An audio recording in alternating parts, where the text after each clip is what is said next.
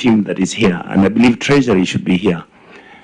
What is it that we can do to make sure that what is obvious that needs to be done by the county governments? And this has really nothing to do with Governor Simba, because this is how he found the system is. How do we create deterrence?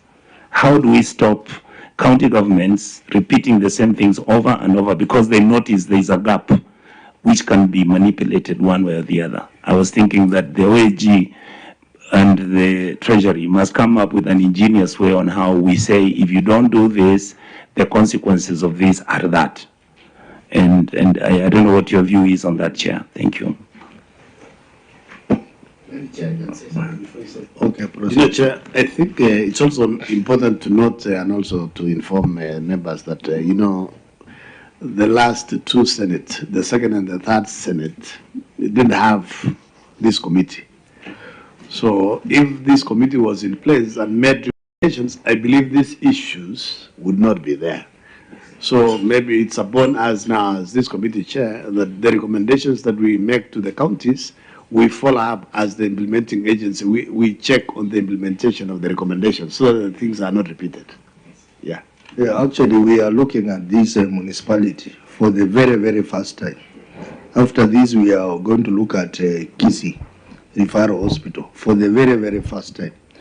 So some of these gaps, we will be addressing them through our interim recommendations to the governor and the team to go and deal with. Governor, you look like you want to say something on that. Chair, I want to agree with the committee because it's important for us to have even that register, the asset register. If we don't have it, you definitely have that anybody at his second term, they would want even to sell the assets to also there. Therefore, it's important. We are working towards it, making sure that all the assets of the municipality, and again, even for the county, they are captured somewhere. Yeah. So I think, Onyonka? And those records should be with the Transition Authority, Your Excellency. They have the audit, they have the report and the records of everything that was handed over from the county councils and the municipal councils to your office. So if you assign somebody that responsibility, he should or she should be able to tell you, this is what we had, and then, so it will be easy for us to have that. So, Senator Karungo Dango, please introduce yourself. Thank you very much, Chair, Governor, and your team. My name is Karungo Wadangwa. I'm the Senator of the Great County of Kiambu and a member of this committee. And I'm happy to see Senator Onyonka. I can see he's calm. Yeah. These are two major executors of my chair transport is my very, very good friend. Is somebody I highly respect. Yeah. But the matter we are dealing with is literally life and death. And the matter we are dealing with Kisi County is very easy, very comfortable. The governor is my friend. You can see the issues where I don't even know who Adani is, but I know who the governor is. Thank you. These are the two main judges in the Adani case, seated next to each other. So I think, Governor, we will give an interim recommendation on this to require that all these processes be completed within 6 months from today. The issue of identification of the asset and development of the asset register, and also the finalization of the depreciation policy. Because without the depreciation policy, you can't even have the asset register itself. So that we can now have accounts which are not overstated. So I think we'll do that in our interim recommendation. So, honorable members, let's proceed to the next query, which is budget control and performance. Auditor. Thank you, Chair. Budgetary control and performance. The statement of the comparison of the budget and actual amount reflect a revenue budget, an actual and comparable basis amounting to Kenya shilling 760,808, and Kenya shilling nil, respectively. 760,808, which are around 900% of the budget. Similarly, the statement reflects a development and recurrent expenditure budget, an actual on comparable basis, amounting to Kenya shilling 163,292,993, and Kenya shilling 81,604,608, resulting into under expenditure of Kenya shilling 81,688,334, which is around 50% of the budget. The budget of underfunding and under expenditure affected plan activities, of course affected the plan activities, and may have an impact on negatively on delivery of the service to the residents of the Kisii municipality. Governor, your management response? Chairman, on management response, management concurs with the auditor's observation on budgetary control and performance. An amount of Kenya shilling 760,808. The budget was an opening balance, which was erroneously captured. The under expenditure, Mr. Chairman, of 81,688,344, representing 50% of the budget, was occasioned by delay completion of the projects, and payment were made based on satisfied works done. Chair, there are those attached extracts, extract A of the bank statement, and 1B, satisfied certificate of work done. Auditor, your comment on that response? The management concurred on the amount of Kenya shilling 760,808 in budget was erroneously captured, and an expenditure of Kenya shilling 81,688,344, representing 50%. The supporting document reflect prior bank statements. So what is your overall comment on the response to the query? Yeah, the overall is that the executive were able to admit there was an error in terms of the budget, the opening of 76808, and in terms of the budget preparation, you may not be able to roll off or carry from the previous year, and that's the error they made in that comparisons. Okay, I will want you to comment on the issue of delayed completion of the project and hence the delayed in payments.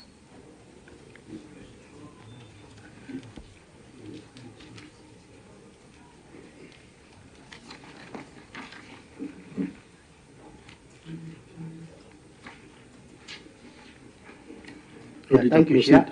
In terms of the delays of the disbursements, there was some bank extract that has been provided in terms of how they are receiving the funds late. At the same time, in terms of even the certificate work done, that brings the issue of the absorption. When we are saying that the budget absorption, probably one of the attributes could be you have received some of this fund late. That can cause in terms of the absorptions. But if you receive some of these fundings maybe in advance, and the work done is being paid on time, then it means that the budget absorption can go up in terms of the expenditure. Honorable members, it's your turn.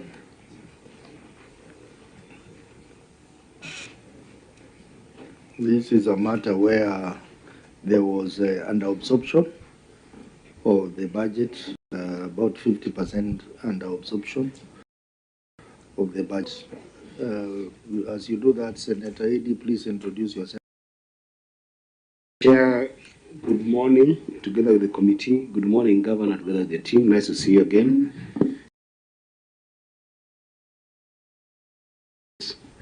But as one of the deputy party leaders, we wanted just to have this one deputy party leader here, but it's okay. But on a more serious note, Chair, on page 128. Put your name on record first. Oh, well, I thought they know me. Kisii is my neighborhood. So, Eddy Gisheru Okech is my name. I'm certainly the senator from Migori County and a member of this committee. So, proceed. Yeah, Chair, on page 128. 28, I'm looking at the statement of comparison of budget and actual amounts for the year ended 30th June. Are we together there?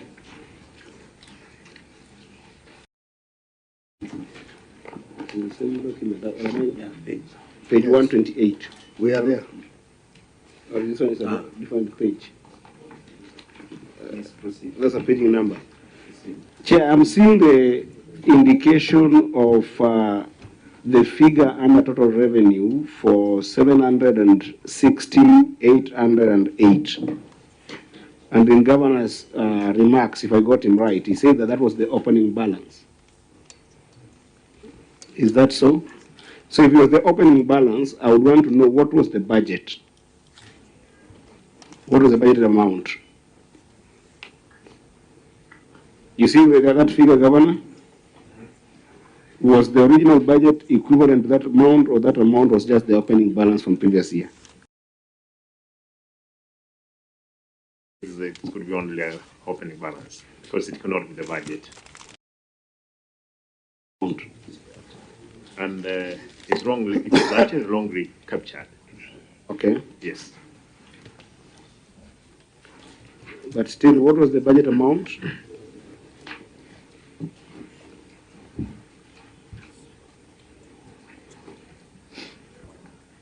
In that figure, you can see on that table is 163. That's the capital expenditure for that financial year. The 163 million. Mm. But that was the total I'm seeing that as capital expenditure. Okay. 292. The 163. Yes. 163 is the total development budget. Okay.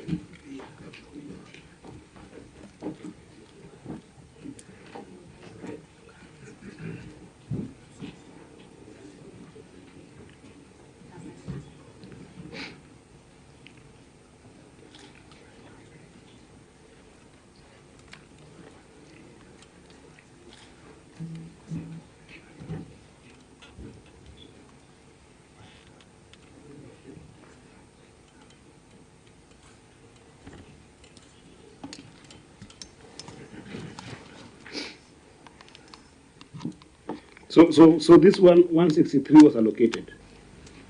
It was not just the budget, but it was also allocated, right?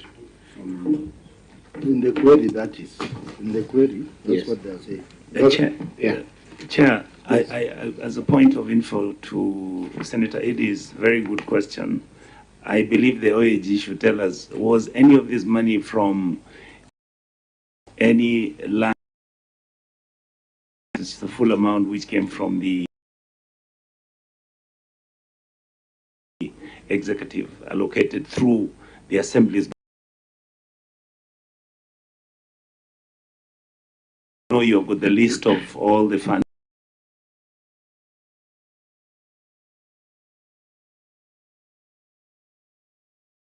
that were allocated to the county government during that time, both from revenue. The understanding about this because it says this is a donor funding. Where is it? Where is Musawe?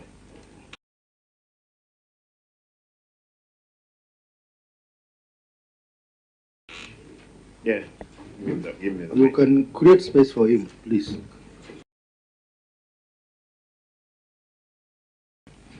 Thank you, Chair, for the figure that has been captured in the state two. That's UDG, Urban Development Grant, and UIG, Urban Institutional Grant. The 760 it was for Urban Institutional Grant, and the grant was made for it was for one, and it was for 50 million. For this previous financial year that we had received the full of 50 million.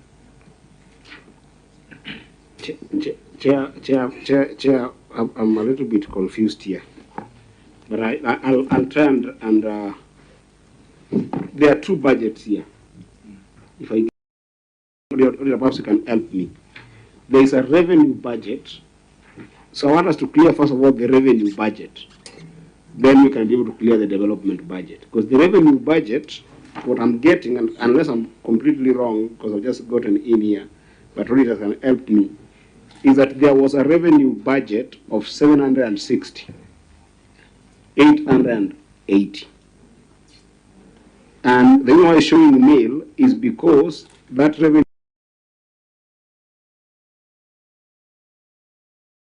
budget was not funded.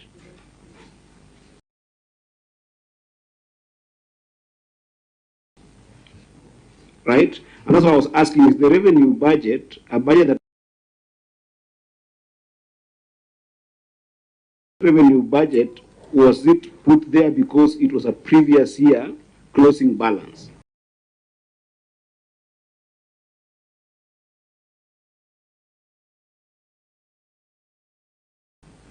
Then it was being carried forward as an opening balance in the current year for revenue. Or you use a closing balance.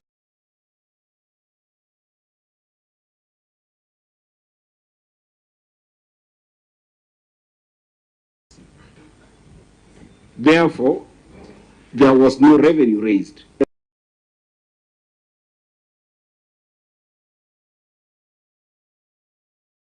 Of budget.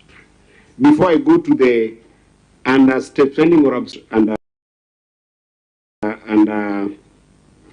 expenditure on the development capital. So before we got there, can you clarify for us project revenue, or is it because you merely just carried forward a closing balance from the previous year?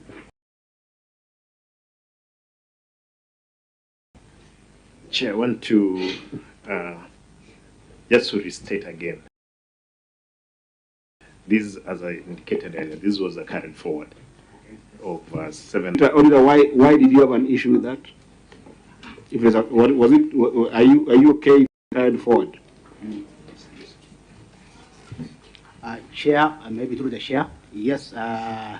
When you prepare the budget, yes, as you even rightly put earlier on, you are projecting.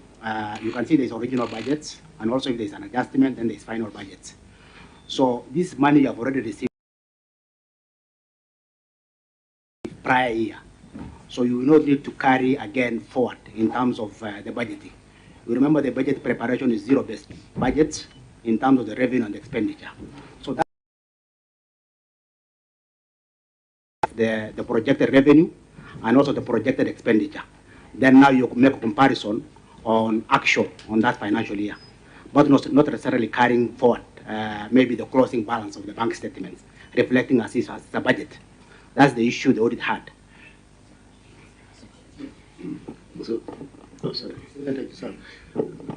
Chair, you know, I've seen this issue of budgetary control, maybe, and you know, it's common in all the counties. I don't know, it looks like there is a way the auditor is expecting, and then there is a way the county governments or the accountants are doing, and then it raises a query. So I'm just that maybe some capacity or maybe market needs and treasury. I mean, that it is a common thing. So for us to stop this thing in the future, maybe we need to think what really needs to be done so that the counties basically are capacitated so that they know what to do instead of this thing recurring every year, because I've seen it is everywhere. So it's a challenge. Yeah, actually, I want to concur with you. This query appears in there is a gap there, which you need to address, maybe between the accountants and the auditor, so that you can agree on the way forward. But let's have Senator Eddie. My last question. And perhaps I want us to conclude on that. Yeah, so comment. The reason why I brought the issue of 760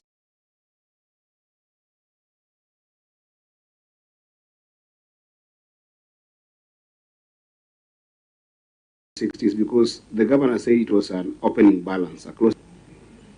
Is that utilization based on the previous year or the current year?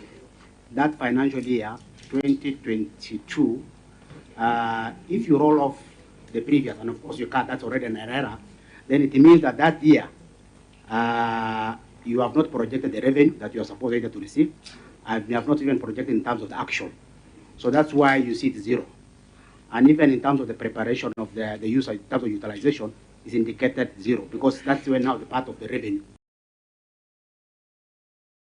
we are talking about. Yes, my comment now, because of that,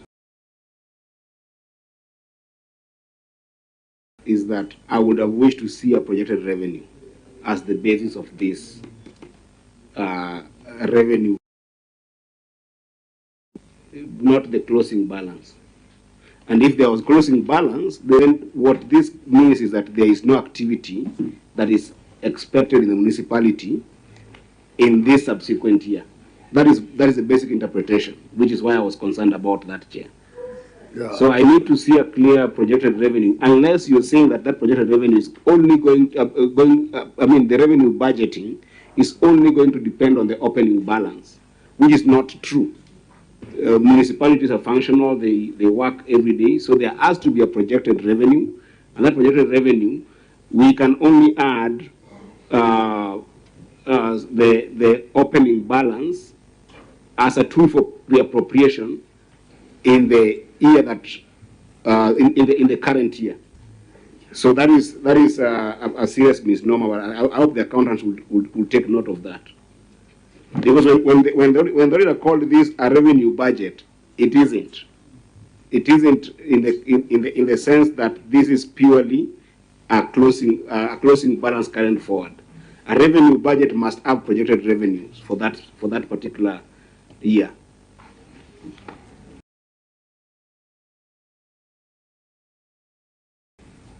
Senator Onyonka.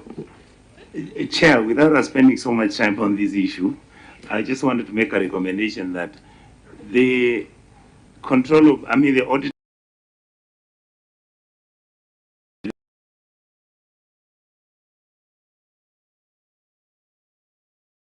with the fact that they actually looked at this issue and reconsidered it.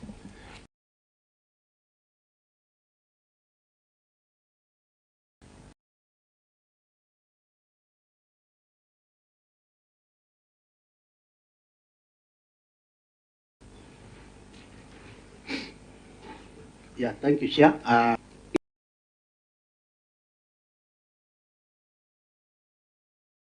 Is a wrong accounting. It's not an error. It's a wrong accounting.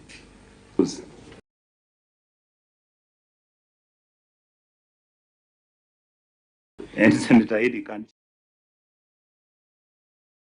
Close. I would like to know Mr. Ongeri. Is he around? Mr. Ongeri? Mr. Jojo Guare. These are our two very important people, because the financial statements are signed by the two, but they are dated. They are for the year ended June 2022, but they are dated December, and 12th January 2024. I don't know whether, auditor, you had an opportunity to look at this.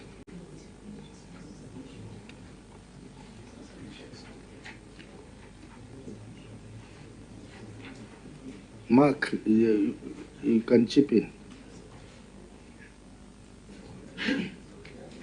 Chair, I think there's a query there on late submission of financial.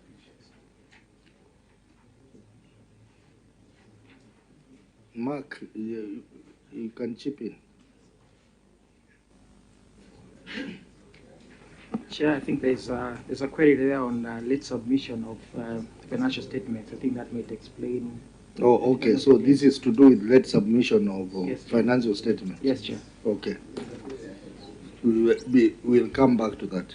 So, honorable members, on this we are going to give a recommendation on the budget control and performance, interim recommendation. The next query. Yeah, thank you, Chair. The next query is failure to maintain retention account. The statement a trade and other payables a deposit retention balance of Kenya shilling 7,317,000. However, management did not maintain a separate retention account for such monies to cover any defects in construction of the contracts. In circumstances, contractors' retention monies may be used for other purposes, which may lead to municipalities being sued by the contractor.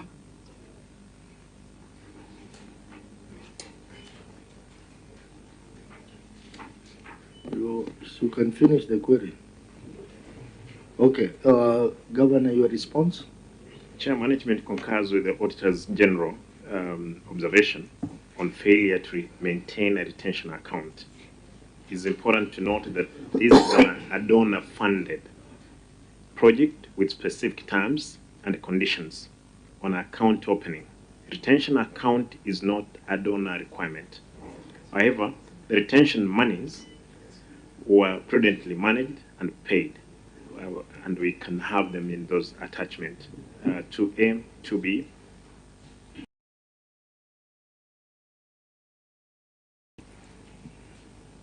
Okay, Auditor, your comment? The management concurred with the observation of the failure to retain retention account. However, coinciding with the balance of Kenya shilling 7,317,972, the audit query raised. So there is an unexplained variance of 1,520,000.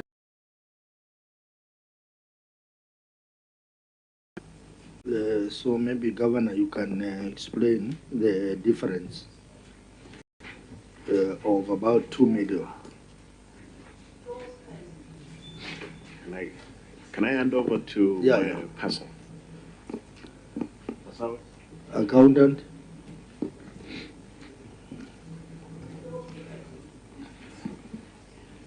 Okay, thank you, Chair. As the auditor put a clause about the retention, that we did not have a retention account, and the variance is talking about of 1.2 point something million that we which is not reflected in the schedule that we provided. No, this.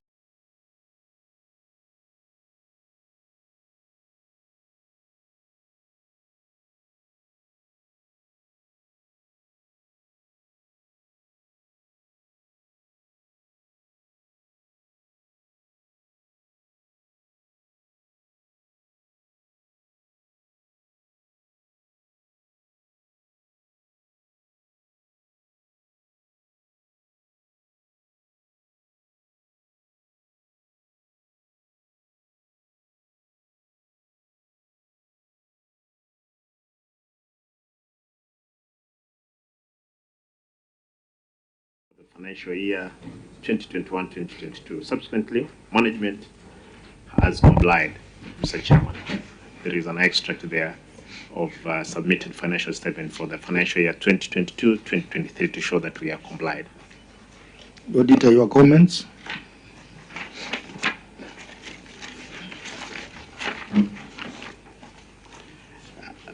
The management concurred with observation on the last submission of the financial statement for the year ended 2021-22.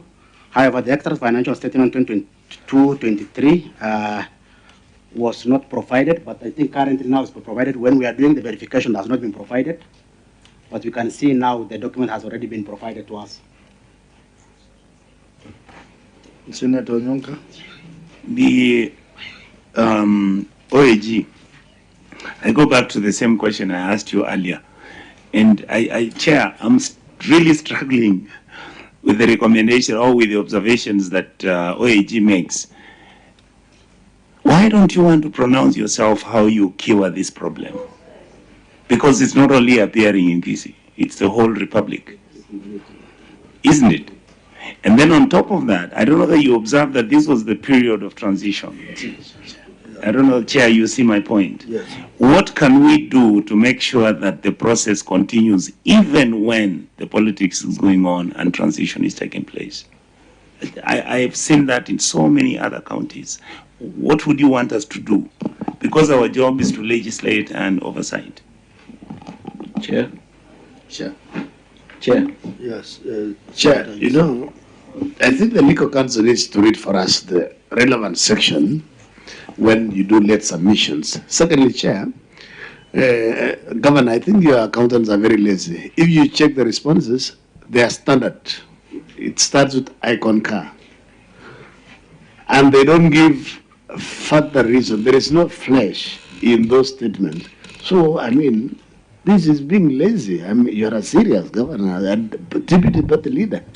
I mean, Chair, just before the legal goes, Governor, we had the auditor here. And we had 3 hours with the Auditor General. Because we are having a lot of documents to look at and a lot of county entities to audit, to the extent that we really actually want to catch up with time and be able to do as many as possible so that we can be able to get to the current books of the current governors. Now, the problem we are having is this issue of late submission. When Senator Kisang says your officers have said I concur, he's basically going to the law to the court and saying I am guilty. And Governor, I think that probably you're going to be the first county that is going to be punished with this, your officers, because this idea that what the law calls accounting officers constantly putting their governors in a very bad light of not doing their work must stop in counties. It must. And I think that the accounting officer, before we read the punishment, I want you to read for us PFM section 149. What is the title of that section of the law? Can you give the officer, first of all, read the title, because I'm getting irritated and tired of officers who don't do their work, and then, because governors cannot run the entire county, you have got what the PFM Act clearly calls accounting officers, and they must do their job. What does that title say? Through your chair, the title of the heading of section 149 of the PFM is responsibilities of accounting officers designated for county government entities. Responsibilities. If an accounting officer does not know their responsibility under that PFM Act, they're going to be liable in this committee. What does that section K say? Under that subsection 2, paragraph K, it reads that not later than 3 months after the end of each financial year, the relevant accounting officer is supposed to prepare annual financial statements for that financial year and submit them to the Auditor General for audit with a copy to the county treasury. What that says is that you do not need to wait for the auditor. Even before violating section 47(1) of the Public Audits Act, you already violated that PFM. Because the month that is required by the section 47(1) of the Public Audits Act is actually pulled from that particular section of your responsibility. Now, listen to what you're putting the governor on, which I think that the governor, after this, you're going to give you a charge, and then it is the responsibility of the officer to go and deal with it. Read for me section 62 of the Public Audits Act. Through you, Chair, section 62 of the Public Audit Act is on the offenses by other persons, and it reads as follows. A person, that is section 62, subsection 1, a person shall not, without reasonable cause or lawful excuse, obstruct or hinder, assault or threaten a member of staff of the Office of the Auditor General or professional acting under this Act. Then the relevant ones are paragraph B and C. Without justification, fail to provide information required under this Act. C, without justification, fail to provide information within reasonable time that is required under this Act. Then there is the issue of submit false or misleading information and misrepresent to or knowingly mislead a member of staff of the Office of the Auditor General or professional acting under this Act, or interfere with or exert undue influence on any staff of the Office of the Auditor General or on any person authorized by the Auditor General to perform the functions under the Act. And then the fine is under subsection 2, where it reads that a person who contravenes subsection 1 commits an offense and is liable on conviction to a fine not exceeding 5 million shillings or to imprisonment for a term not exceeding 3 years or to both. Thank you, Chair. That's the law. When you said you concur, this committee sits under Article 125 of the Constitution. It's a high court. So I don't think there's anything the chair can do. You have concurred that you violated those sections and the punishment is there. It's 5 million or 3 years, jail term, or both. I think if the chair is very lenient, he might give you 5 million. Because I don't think you want to go for 3 years in jail. Or he can actually give you both if he really wants to send a message. It's that simple. The accounting officers are giving governors headache in the county. You've got a section for yourself in the PFM Act. This is not about the executive seat of the governor. It's not in question here. It is directly on you, 149 of the PFM Act. So, Chair, I don't know how today you woke up, whether you took tea, whether you were nice, I don't know. But I think that is the law of what they have concurred about. If you choose, you can punish and then make it known to the country that there are some accounting officers who do not do their job that need that punishment through the executive with the governor. Just for your information, the two accounting officers, that is Nahashon Ongeri, who was the municipal manager, and George Ongware, who was the municipality accountant. Governor, are they still in employment, these people? Or they left? Chair, I can confirm that one Nahason Ongeri is on disciplinary. He's on disciplinary? Yes. May I ask, where's George Ongware? Okay. He's there. What does he do? He's an accountant there. Ongware is there. Yeah, this Ongware, he should have been here. This Ongware has an ISPAC number 8093, and according to the status, his membership is active, but he is not in good standing, meaning that his training points are below the required threshold. I can come with him next time. Be required. Yeah. Bring. Yes. Yes. So I think what has been said is that ordinarily the law provides, the Public Audit Act, that these people should be punished on this offense. I will ask Senator Onyonka to say something, and then I give my direction on this. Chair, my point is that actually I'm agreeing with Eddie. That's why I told and mentioned to the OAG that what is the way out of this? What are the recommendations you make? And Chair, you could interface that with your ruling. What are the recommendations you make so that the same thing does not be repeated again? That's for me where I am, because I always keep saying the system is broken. This is, Chair, one way on how the system is deliberately broken to make sure that these things happen. Thank you. What the Senator is saying in your report, don't leave it vague. You need to be very specific. You say such and such officer should be punished under the law, so that people will start taking submission seriously. When you leave it to us, and you are the one who is supposed to actually implement the Public Audit Act. So, Auditor, please, Mark, you can come in to support what he's going to say.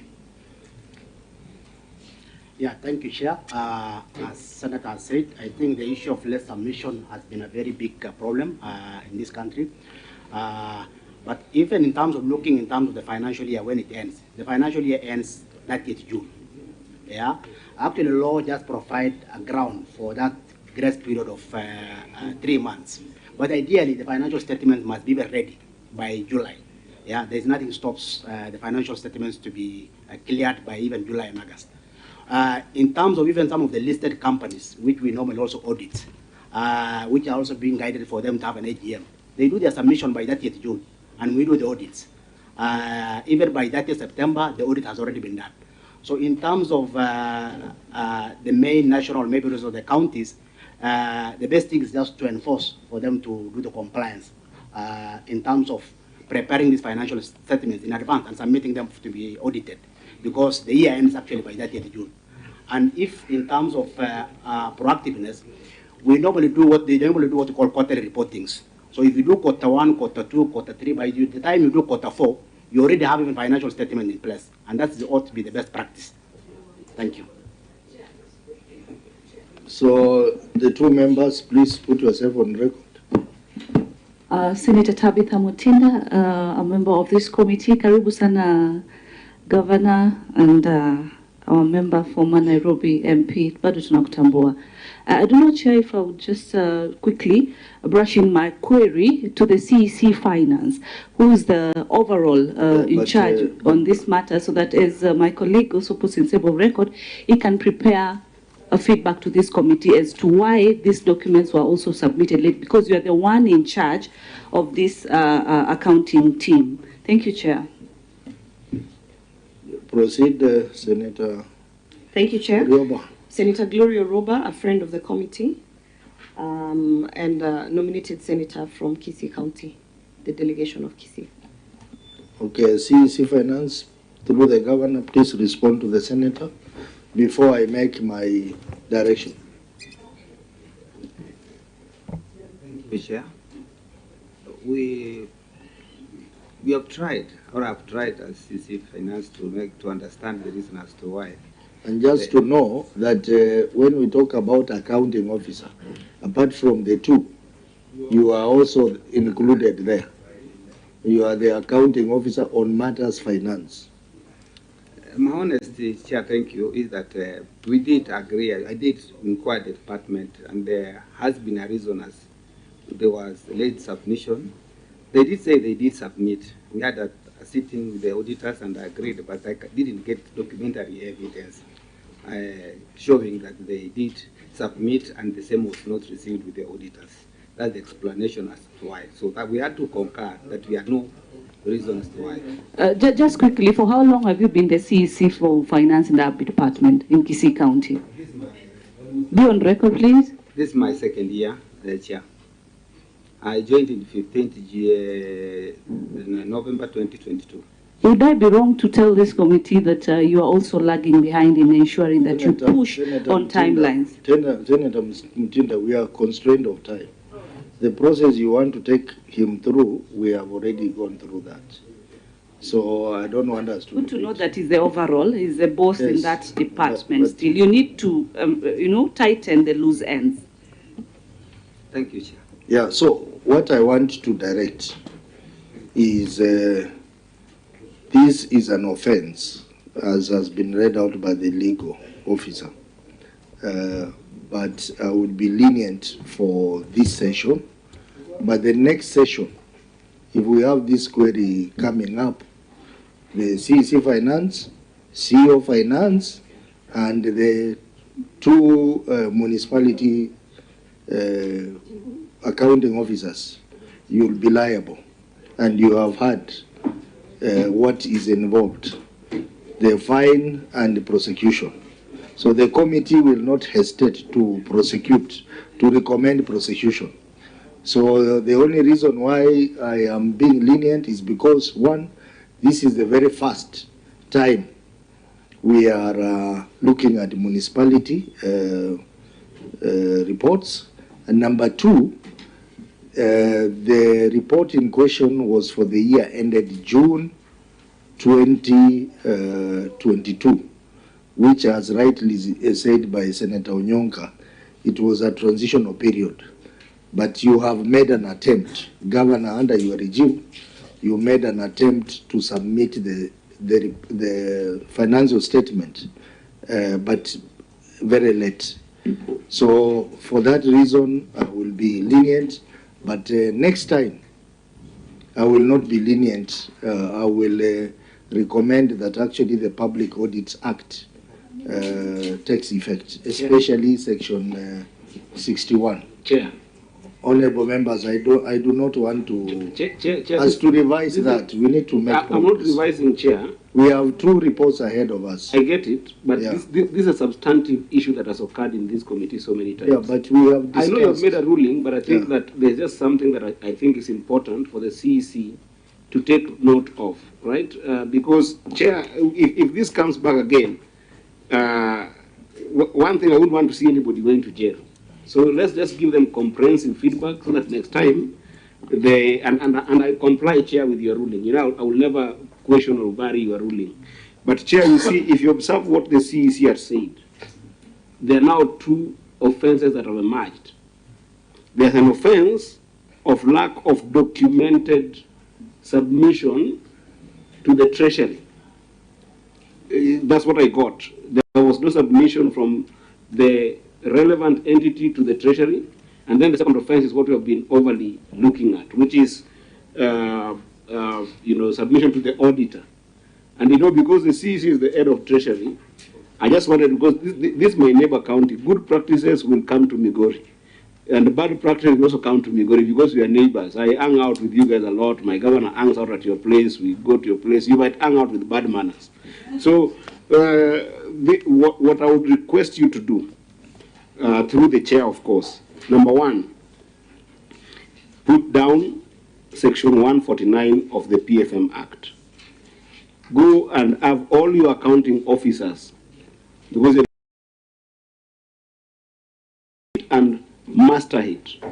Number 2, Section 47(1) of the Public Audit. That section is actually relevant, 47. And then number 3 is Section 62 of the Public Audits Act. Master that. But because you have pricked my conscience with this mistake that you've more dangerous. So go and master Section 197. That says offenses of financial misconduct. Because now what I'm seeing again arising is the misconduct in the entities and in the Treasury.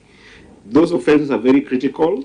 And then master Section 199 of those, of what the penalties are in the PFM Act. Now, even not in the Public Audit Act. The reason why I'm saying I'm reading this for you is because the chair has said is lenient. Under PFM, the chair has got no any provision for leniency because it says except as otherwise provided by this act. Leniency of the chair can only come at a place that except as otherwise provided by this act. A person who is found guilty of committing an offense under this act for which no other punishment is given, that person is liable on conviction to a term of imprisonment not exceeding 5 years or to a fine not exceeding 10 million shillings or both. This is lifted to go to the Public Audit Act. And here there is no leniency. So just master those, you'll be fine, because the governor is fine, but don't put your governor in trouble, because if you put you in trouble, he will put you in trouble as well. Thank you, Chair. Very well, and I forgot to say, apart from the CEC, CEO, and the 2 officers, the municipal board, you are also on that list of people who can go to jail because of this provision. Governor, I don't know, the municipal board, is it in place? They are not, Mr. Chairman. They are not in place? They're not. Only one person here. Here. No, they are. You have a board? Yes, I do. Okay. I have it. So who is representing the board here? The CEC planning. The CEC lands. You need to tell them that they are also liable on this matter because the law on urban areas and the Cities Act puts them in that bracket of ensuring that there is financial accountability, and this includes that segment of financial accountability. So anyway, I have given direction on that matter. So honorable members, that brings us to the end of the the audited reports for Kisii municipality for the 3 years. Now we will look at the audited reports for 2 years for Kisii County Health Improvement Fund. Is the document in yellow, honorable members? This is UDA. The UDA.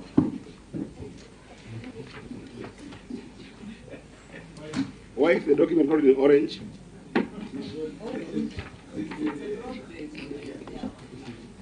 So, auditor, please take us through the report in the manner that I had directed you, starting with the year ended June 2021. Yeah, thank you, Chair. The report of the Auditor General for the financial year statement for the Kisii County Health Facility Improvement Fund for the year ended 30th June 2021. Issue number 1 is budgetary control and performance not addressed, and that year was just only issue of budgetary.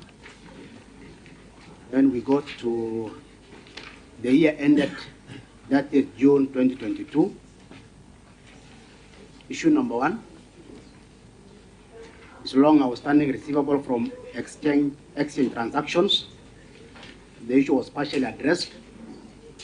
Then issue number 2 is about budgetary control and performance. Issue not addressed. So, honorable members, as has been pointed out, the report for the year ended June 2021 was unqualified. It had only one query, budget control and performance, which is not addressed. But that query recurs in the next year of June 2022. So we'll consider it in June 2022. Then we have the report for the year ended June 2022. We had 2 queries.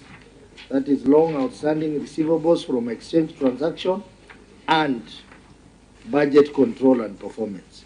So we are only going to cover the 2 queries because the one of budget recurs. So we'll cover the latest year of 2022.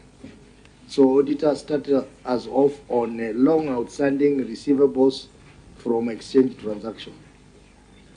Thank you, Chair. Page 53 of the response document. Proceed. Thank you, Chair. The long outstanding receivables from the exchange transactions. The statement of the financial position reflects a receivable from the exchange transaction balance of Kenya shilling 45,941,894. However, analysis of the detailed supporting schedule provided for audit revealed that the balance included a receivable from National Hospital Insurance Fund, NHIF, amounting to Kenya shilling at 6,114,764, which had been outstanding for the period ranging from 7 days to 11 months, contrary to Section 27E of the National Health Insurance Fund Act 1998, which requires a valid claims to be settled within a period of 1 month from the date of the submission of the claims. In circumstances, the recoverability of receivables amounting to Kenya shilling at 6,114,764 could not be confirmed. Governor, your management response. Thank you, Chairman. Again, I want to say that the management concurs. Because that's what is written here. Concurs with the auditor's observation that there were long outstanding receivables from National Hospital Fund, that's NHIF, ranging 37 days to 11 months. This was occasioned by the delay disbursement of funds by the NHIF. There has been a concerted effort by management in following up the claims. So far, Mr. Chairman, 42,915,594 relating to the period under review has been reimbursed, leaving a balance of 3,026,300 still outstanding. And we can find them in the attachment of 1A, 1B, and 1C, Mr. Chairman. Auditor, your comments on the management response? Chair, management concurred with the observation that there was a long outstanding receivable from NHIF. However, so far, pension for the 2,915,594 relating to a period under review has been reimbursed, leaving a balance of pension in 3,076,300, which is still outstanding. So, Governor, maybe with your follow-up with NHIF, what is the current position? When have they committed to clear the 3 million? Chairman, there was earlier communication that before we moved from NHIF to SHIP, they would have finished in the reimbursement of this money, but so far they've not done it. We expect that they will do it anytime soon. It is beyond our control again because the people who are supposed to be giving us that money back. Okay, floor is open for members. Proceed, Kisan. I don't know. There is a letter that was done on 11th of January 2023 from NHIF saying that they have cleared. So, you know, sometimes, yeah, what NHIF does, because I have an interest there or share, if the claims are not valid, you know, sometimes they reject some claims. So I don't know if all the 42 million or 45 million claims were really valid, all of them, because they are paid. You still have outstanding 3 million, and they are saying they are cleared from the letter that is here. So I don't know. And looking at your response, Governor, you have said so far 42 million has been reimbursed, but the amount in question was 36 million. So what is the breakdown of the 42 million? Because it seems way above what was outstanding of 36 million. Chair, let me ask the CC how to respond to that. CC for help. Thank you, Chair. We keep on claiming these monies from NHIF monthly because patients keep using NHIF on a daily basis. So every month we keep on claiming anything that is outstanding from NHIF. So are you suggesting that for this particular query, because the query was about 36 million, that has been cleared? Yes. Yes, yes, Chair. Yeah, Auditor, can you confirm that? So that the balance of the amount, that is 6 million, is for the current period. Thank you, Chair. Maybe just for correction, the issue of receivable, which is outstanding, we raised 45 million, 45.9 million, but out of that was 36 million, which relates to NHIF. So overall was 45 million. And the county was able to demonstrate they were able to collect 42 million. And that's why the balance of 3 million is still outstanding. No, make us understand. You said 45 million is your total receivables. Yes. And NHIF is 36. So are you trying to say that the additional 9 million is still coming from NHIF? Not really. You know, when we talk of receivables, it's not only NHIF, there are other receivables. So in terms of the financials, we look amount receivable of 45 million. But in terms of the breakdown, we just see the component of NHIF, that's 6 million, which we're a bit concerned about in terms of submissions. But overall, the county has indicated they have collected 42 million. Yeah, a shortfall of 3 million. So what we are... Chair, can I help here? Yeah. Chair, Auditor, the 42 is from NHIF or is from what receivables? all encompassed with others? No. Can you is this. In the financial statement, a vote of 45 million receivables. These receivables could be from anybody who owes this particular, health improvement. The remaining 9 million is owed by other people. We don't know which debtors are these. And that's why my question was. Yeah, so let me just finish my thoughts for the chair, if you allow. But the governor has said that from the NHIF, they have collected 42 million. Is that correct? From NHIF alone. So what that then means is that NHIF is no longer in question. Deductive reasoning. NHIF is no longer in question. However, because that NHIF would mean that you need to subtract 36 million from the 42 million, okay? 36 million from 42 comes to what? Do you have a physical analysis here? That's 6, isn't it? So NHIF has done well, in my view. The NHIF as a function of receivables has done well because they have paid for the entire outstanding 36 and they're going into the current year. However, there is still 9 million receivables that hasn't been resolved, which you need to know who are these debtors to the that is true. Yes. That is very true. Yes. There is a 9 million, but the auditor has not raised a query on that. The query is on the 36 million.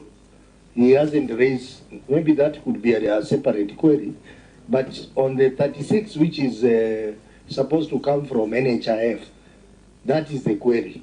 And then the county is saying they have already received 42 million, which means the 36 in question has been cleared.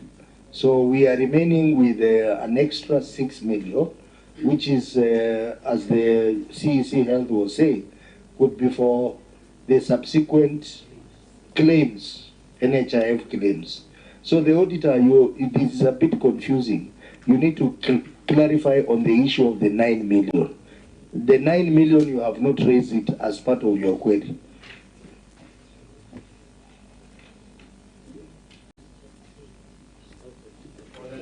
Or the 9 million you're not worried about. We are worried about the NHIF one, which the NHIF then the county has solved so it can move forward.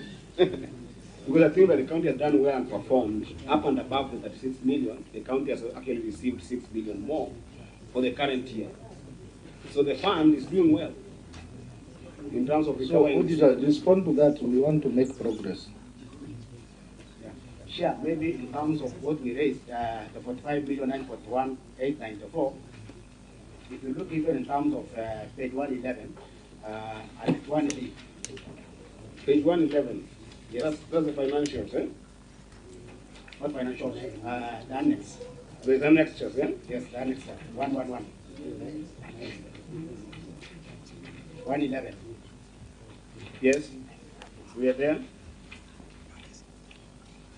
They are named of the facilities, which range from 1 to 17. Yes. And there was an outstanding amount by 30th June 2022, which totals to 45 941 894. Yes, we can see that. And then paid to debt, which has already been supported from the response, is 42 912 915 594. So let me, for the purpose of time, Chair, let's resolve this. Governor, that page that we are in, and perhaps the manager of the fund, the chair of the fund, turn to that page that the auditor stand as to page 1111, which I think now go all the way to page 112. Are we there? There's an amount there which was queried of 45 million 941,894. Are we there? A simple question. Is that entire amount owed to you by NHIF, or are there other people who owe you part of that amount? This is, through the chair, this is strictly from... Be on record, just put the mic close. This is strictly from NHIF. Strictly from NHIF.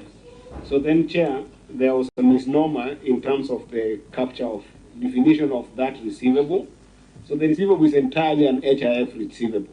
Auditor, we want to be at par in that.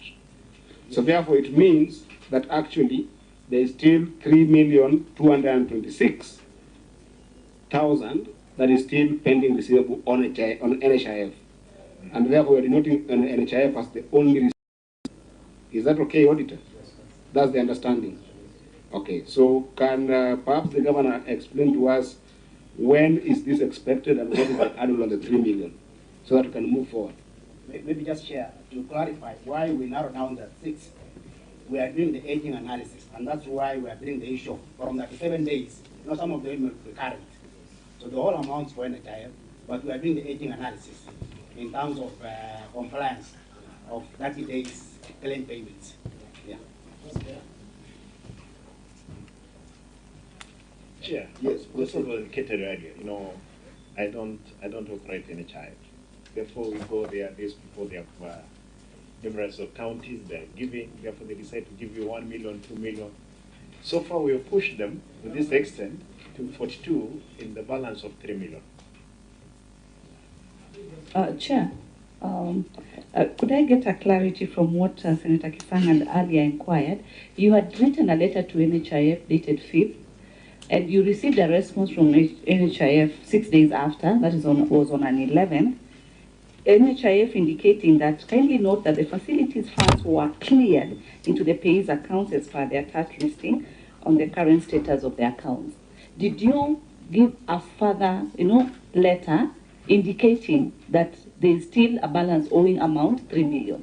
Because you seemed to be satisfied with this feedback, which tells the committee that there is no outstanding according to NHIF. I'm sure there could be that communication. It's only that I don't know. Let me hear from the CEC. Okay. Chair, I want to respond that, as I've said earlier, we keep on claiming from NHIF on monthly basis what is owed to the county. So when they pay, they don't indicate that this payment is for this specific period. Money just keeps on coming in from NHIF as we claim on monthly basis. Although sometimes we experience delays from NHIF in disbursement of these funds. So there was no further letter from this response? You got satisfied? Not really, because not every time we do letters, we send vouchers to NHIF claiming for the monies that they owe the county from these facilities. Thank you for your response, but there's a problem we're trying to cure. As a country, we have notions whereby we have policies, but we don't want to adhere to them because we have a notion that this is how it works. NHIF delays and delays, and it's like it's okay. It shouldn't be okay, because it is in your mandate and your responsibility to push, because already KRA during the payments, you're pushed to do the submissions.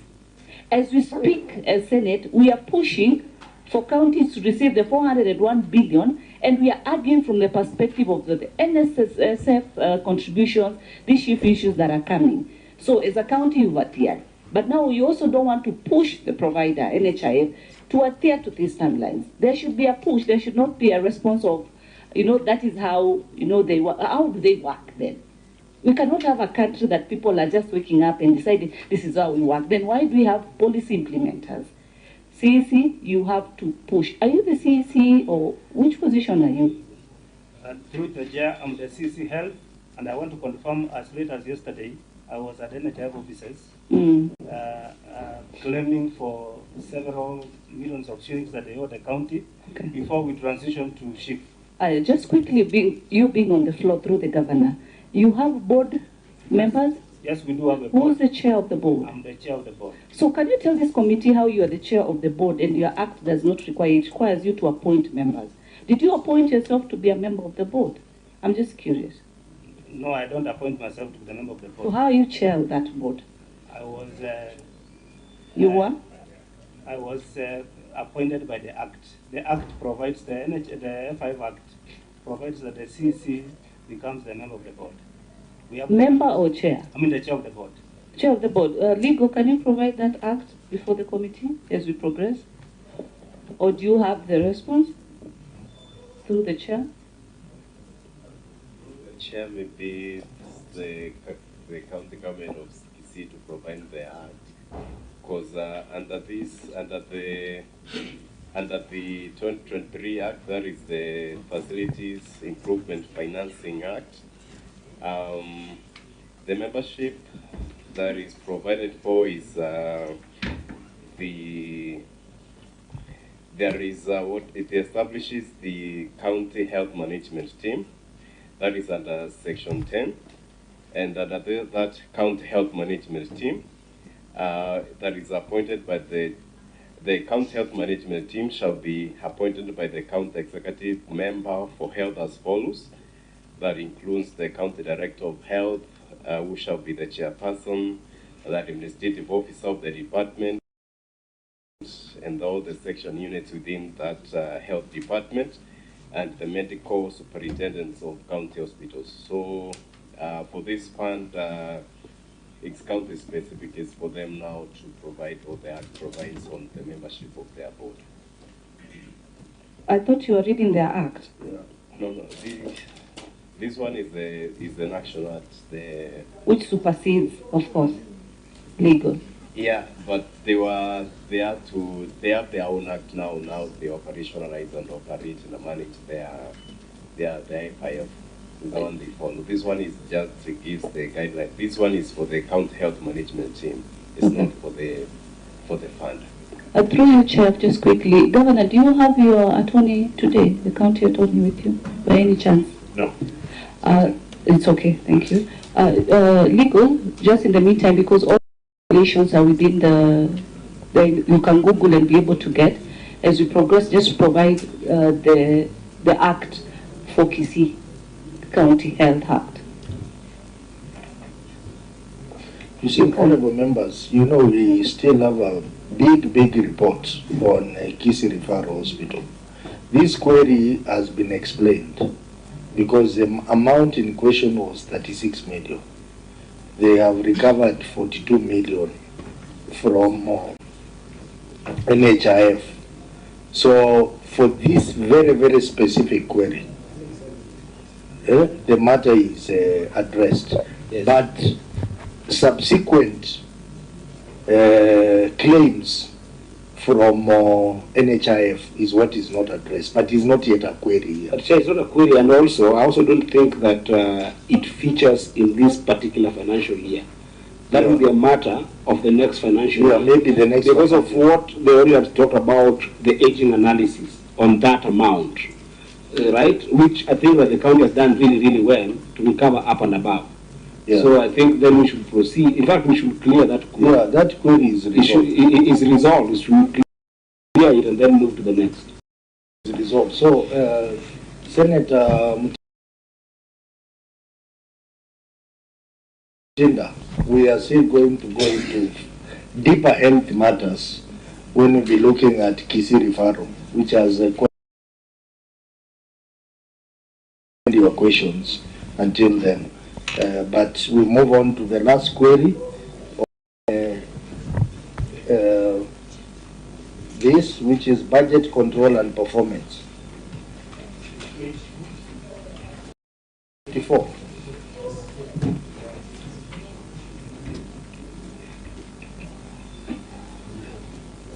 Auditor proceed. Thank you, Chair. Budget control and performance. The statement of comparison of the budget and actual amount reflect a final revenue budget, an actual on comparable basis of Kenya shilling 202,983,709 and Kenya shilling 105,521,854 respectively, resulting to underfunding of Kenya shilling 97,461,945 or 42% of the budget. Similarly, the fund spent an amount of Kenya shilling 163,394,463 against a approved budget of Kenya shilling 292,983,709, resulting to an expenditure of Kenya shillings 69,589,162, or 30% of the budget. The underfunding and underperformance affected the plan activities and may have an negative impact on delivery of the health service to the residents. Sorry.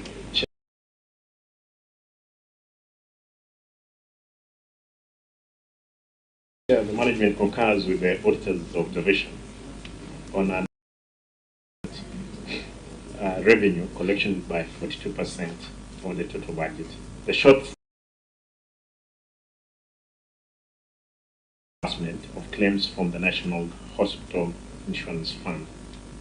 And the expenditure of 69,589,162, representing 30% of the budget, was occasioned by an unturned revenue projection, Mr. Chairman.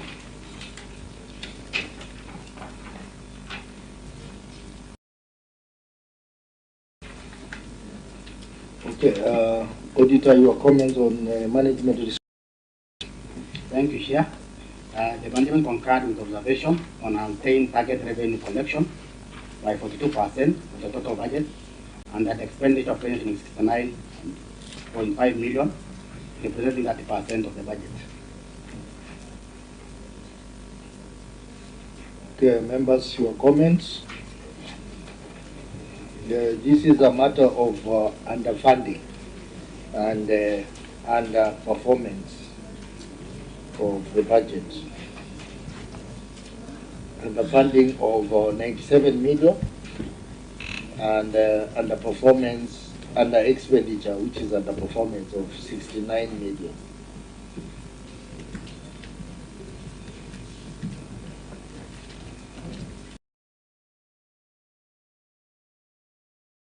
Governor, the delayed disbursement of NHIF was 36 million, as we have seen from the previous query. So that leaves you with another about 61 million. So what can you say about that?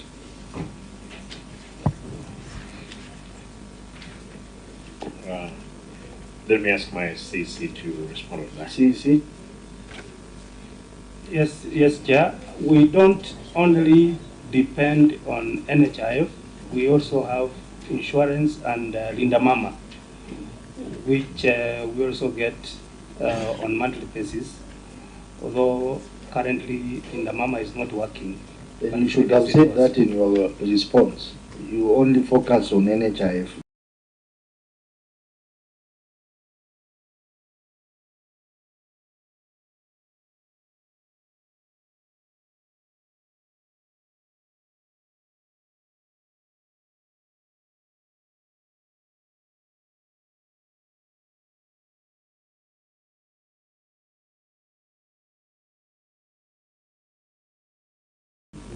You should have included that in your response, that Linda Mama delayed and stating the amount. Revenue of 135 million. Is that okay? Is that okay?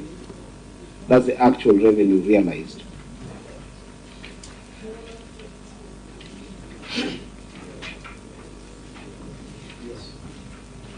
Governor, are we also together there? Do you agree, CC? Yes. You realize an actual budget of 135 million. And also, you ended up spending 163 million. Up to there, are we together?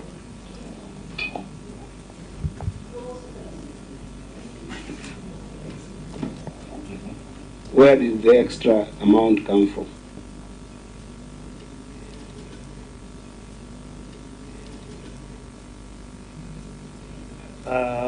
Where did, let me just do the tabulation for you, because we need to make it clear here. So we have got 163 minus 135. So you got about 28 million up and above your actual revenue. Where did that come from? I want to state that apart from NHIF, we also, from our facilities, we have money collected in cash that goes to the F5 account.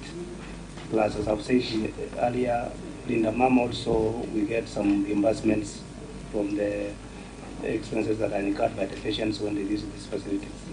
Let's start this way. You did a revenue budget of 232 million. Is that correct? Where were you hoping to get that money from? We were hoping to get this money from, of course, the patients who visit the hospitals. Okay. Yes. Do you have a schedule of where you are? Because I think that this is a better control and performance chair, and we have got a shortfall of 42%, and then we've got an upward spending of 30%. An expending of 30%. I think that it would be important that this query leads us to how can you be able to perform as a budget, and that's why I'm asking you this question. I'm not interrogating you. I'm actually trying to look at what are the areas for performance for this budget. You budgeted for, this is a revenue budget. In your revenue budget, you budgeted for 232 million. Where did you hope to get this money? Do you have a schedule that I was hoping to get from NHIF, 45 million, which is the maximum we were able to see from the previous query? Isn't it, Chair? And then the rest, where are you projecting? Do you have a schedule of where those projections are coming from? Yeah, through the Chair, I want to confirm to this committee that we also have several donors working with us in the county, the Department of Health. So when we budget, we also budget with our donors in mind. I want you to help. I want to help you. Let me answer that. Yes. Given that that question is not a question, it's actually an extra question. If required to provide that schedule, we can provide where we are, projected to get that money from. Governor, at the moment, we don't have it here. But Governor, that's actually the answer that should have come to this question. Because the way the response would have expected here is a schedule that indicated the target for that 232 million. You see, so that the way the answer has been comprehensive is, over the 232 million, we were expecting 50 million from Donawai. We were expecting 45 million from NHIF. We were expecting 90 million from Linda Mama. We were expecting 50 million from XY source. However, the shortfall of 97 million came because Donawai did not come with the 45 million, they came with 30 million. You see what I mean? And then Linda Mama, we ended up getting 30 million instead of 45 million. Here. Because this is about better control and performance, and we have to see how do we overshoot. You don't expect that donor Y will give you money when they won't come up for you. So that if they won't come up, we can advise you that perhaps on this, we have this remedy from the governor or XYZ. But the way it is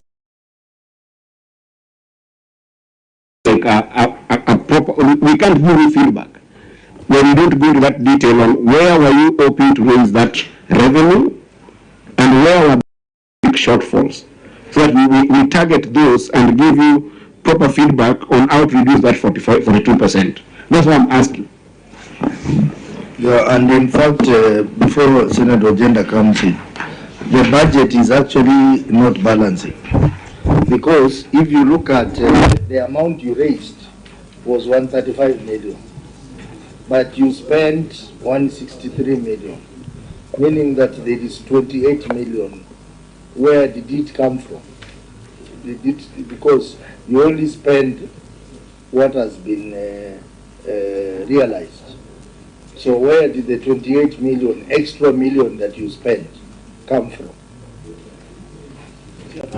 Chair, that's what I'm saying, that the only way they can be able to answer that is to have that breakdown. Remember, that was my first question, and that's where he wasn't seeing where I was heading.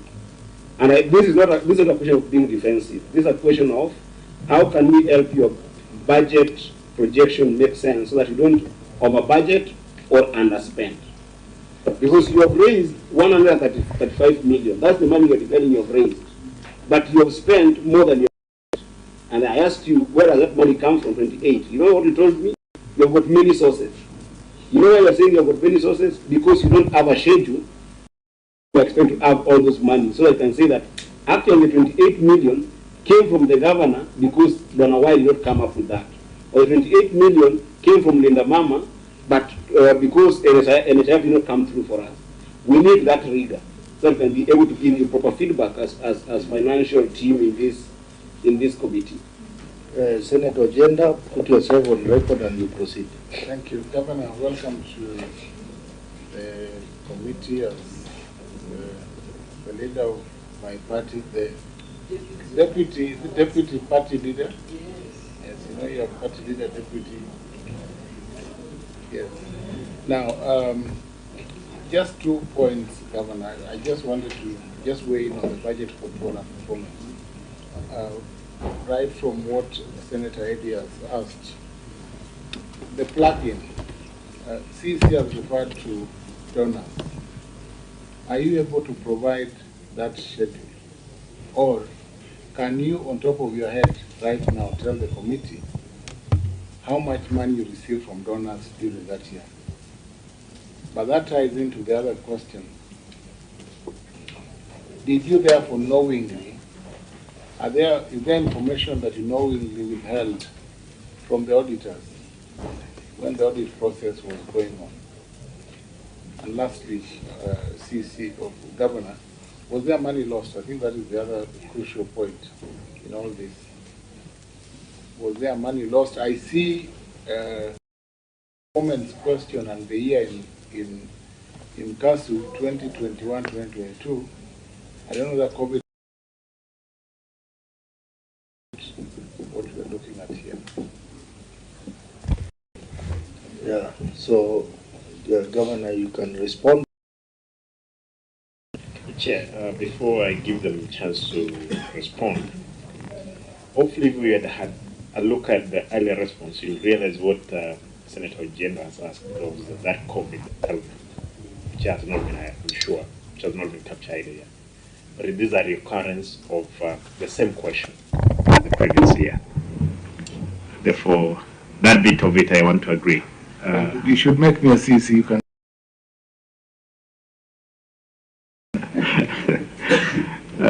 Their chair, that could have been, occasioned by the fact that there was COVID again in those variances that we are checking. I think just a small input. The governor's response earlier to Senator Eddy, he had indicated that given time, he can also be able to provide this committee with the schedules so that reconciliation can be completed. If you could also direct within the timeline, because it is those reconciliations now that can bring to light if this 28 million was lost or really what transpired. Chair. Okay, I think for us to determine that, we require that Governor, your people submit the schedule to the auditor in the next 14 days to verify, and then the auditor you submit to us in another 7 days. So that is 21 days, 14. And subsequently 7 days for the auditor. Chair, for the purpose for the record, yes, the difference between the 135 million and the 163 million expenditure does not necessarily mean loss of funds. I want to make that very clear. It doesn't necessarily mean loss of funds. Because remember, the revenue budget was 235 million. So I don't have a problem with that overshot expenditure above the realized revenue. I only have a problem with the performance in the sense that you have budgeted for 235, you have realized that 135, and I want to know why you realize 135, which is 45% less. Which areas are you not performing at? And I think actually that schedule, if the accountants are doing their job, it should actually reflect in the financial statement. Because when you're budgeting the financial statement and you're doing a revenue budget, then you should that of these 232 million, right, we are expecting 50 million from Linda Mama. We are expecting 100 million from Donna. We are expecting this. And I don't know what others about the financial statement. If it's not there, that's why we provide it. If it is the financial statements, there's no problem. But then we can be able to go one by one and see where didn't you realize in terms of the collection. You see, you give us a schedule of the 232 million. And then the collection, 132. You have to give us a schedule of where the 132 come from. We got 10 million from Linda Mama again. We got 30 million from NHIF. We got, the donor gave us 20 million. So that the two schedules, so we don't condemn you in blanket that you will not perform. Maybe there's an area that you performed better than the other. So we look at the 132 million, actually the areas that help us realize this are this. Then maybe we realize that maybe one of those areas shot up by 28 million above its performance, which we should give you credit for, right? We should not just condemn you on the bad part, but also the good part. But that is just prudence in terms of detailed financial statement. You don't know what to do a new schedule. If it's in the financial statement, it should show in the financial statement. Okay, and another thing, CEC Finance and CEC Health through the governor. You know, whenever you have variation in your budget projections, then you need to do a supplementary budget. I don't know, to adjust the changes. Did you do supplementary budget? CEC Health and CEC Finance. Chair. Yes. Let me ask the people who are in office then. Yeah. If they saw it. You were in office then. And can you tell us if there was oh, you were not in L. Who was there? Chair will ascertain. Governor, are you trying to again throw the previous governor at the ones? As you always do. The governor has tried to fill the gaps of the other government. We told you now the officers are, we are told they are ongoing. Yeah. Therefore, we have no reason completely. All these gaps, again, we're answering questions. Most of these questions, again, for the regime which was there. How I wish that there was provision in the Senate that you could call those ones who are in office. But now, the things could have been answered. So that I'm held responsible for every mistake that is committed at my time. Yeah. Okay, honorable members, I think we reached the end of HIF. I don't know how much time we have to cover this. We now have KC Teaching and Referral Hospital. And these are 4 financial.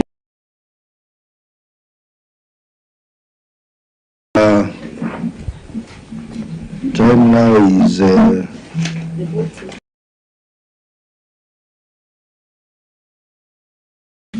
we are at 12:45. Yes, 4 financial years. Yeah, so let's see how much we can cover. It has quite a number of issues.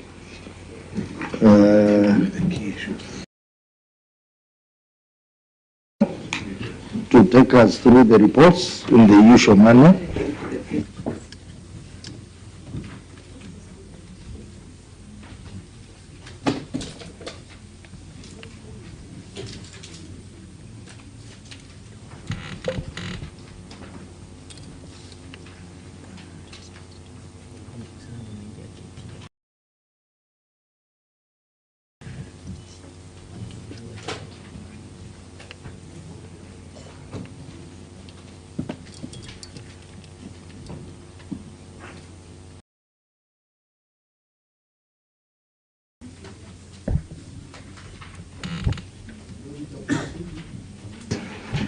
Thank you, Chair. The report of Auditor General to the financial statement for the KC Teaching Referral Hospital for the year ended 30th June 2020. Issue number 1, presentation of financial statements. The issues addressed. Issue number 2, failure to submit financial statements. The issue was addressed.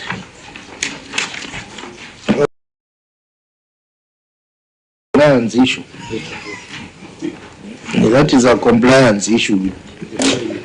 Yeah, it can only mitigate, and that one we had given direction. Okay. So it also applies here. Proceed. Issue number 3 is about property, plant and equipment, not addressed. Issue number 4, inventories, not addressed. Issue number 5 is budgetary control and performance, not addressed. Are those issues which are not addressed recurring for the other years? Yes, they are recurring. Okay. Go to 2021. The report of the Auditor General for the financial statement of the KC Teaching and Referral Hospital for the year ended 30th June 2021. Issue number 1, budgetary control and performance, not addressed, and it was only one issue for that year. So it is recurring also? Yes. 2022? 2022, the issue is also one item, which is again recurring, budgetary control and performance, and not addressed. I have noticed a trend, Auditor. I don't know whether, Governor, you have noticed the same. That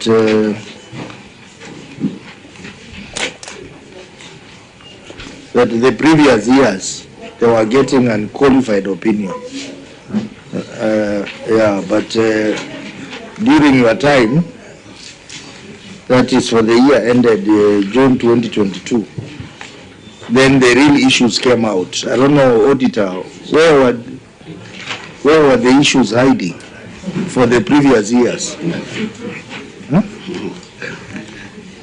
Auditor, where were the issues hiding? Because when we look at year ended 2021, it's unqualified. Ended June 2022, unqualified.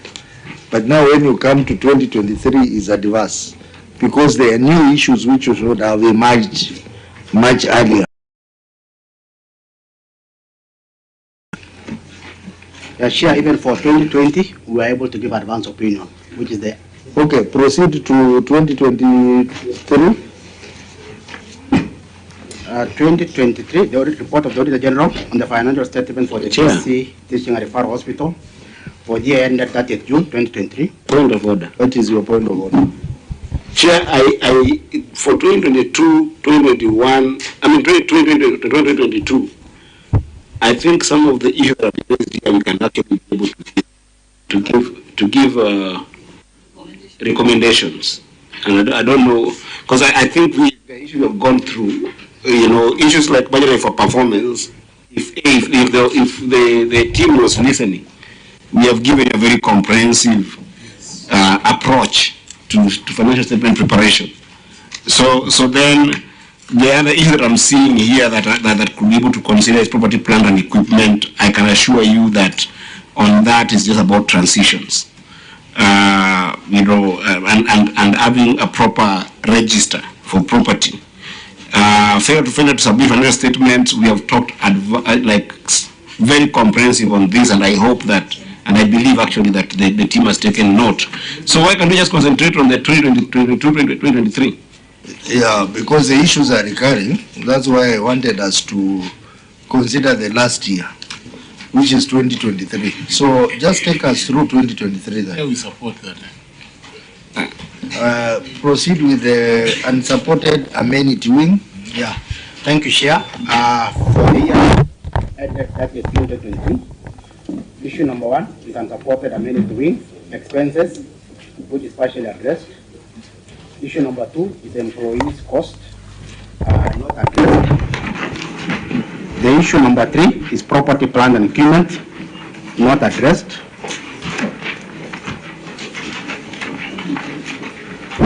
We have issue number 4 is about unsupported repairs and maintenance, not supported, not addressed. Then issue number 5 is general expense Kisii County interest, not addressed. Then issue number 6, more of the same budgetary control, not addressed. And issue number 7 is lack of training need assessments, which is not addressed. Of updated asset register, which is not addressed. Okay, so I think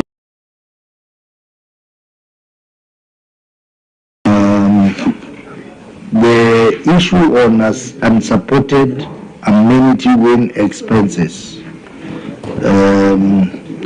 I think we look at that, and then employee cost, we look at that.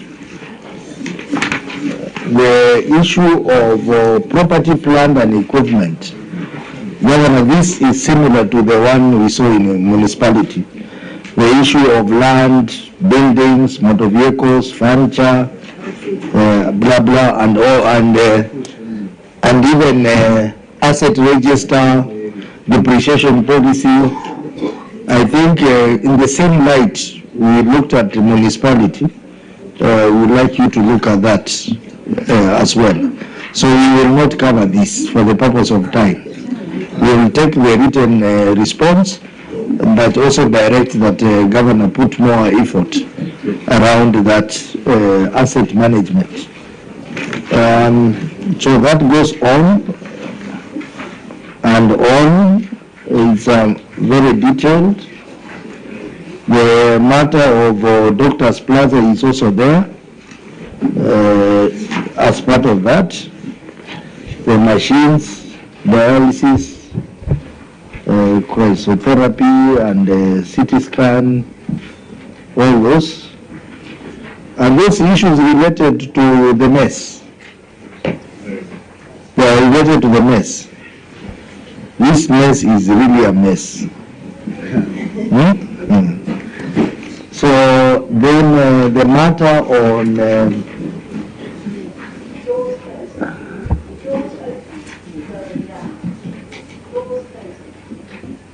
unsupported repairs and maintenance. Auditor, what was the main issue here? The main issue here is the manchip, whereby there was repair and maintenance cost, but in terms of looking the property plan agreement, it was not recorded. So there is mismatch about the repair and maintenance for some of these assets. But if you look in terms of the book of the accounts, some of these assets are not recorded under the hospital. You know, like now the vehicles and all. So it is touching on the issue of assets. Yes, yes, yes. So I think that can also be managed under asset management as well. General expenses, Kisii County interest, what is it about, Auditor?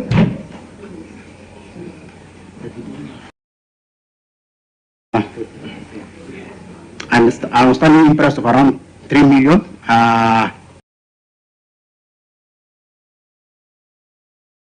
Currently, what has been supported is around 1.5 million, which falls short of the 3 million. And it was referred as general expenses, Kisii County.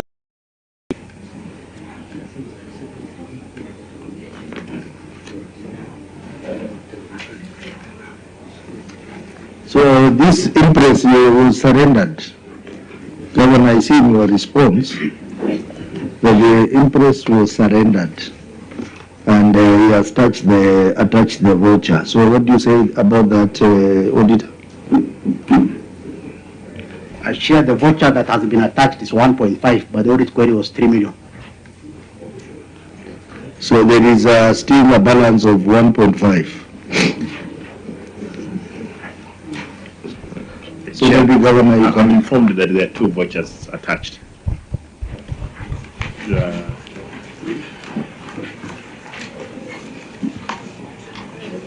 Confirm that.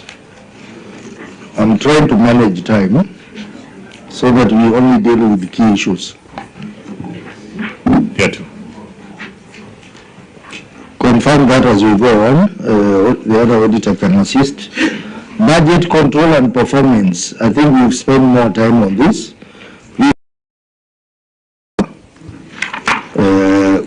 have said, if you cannot meet your budget figures, then we do a supplementary budget. Lack of training needs assessment. Auditor, what is the main issue here? 191,000. What is the main issue here? Yeah, sure.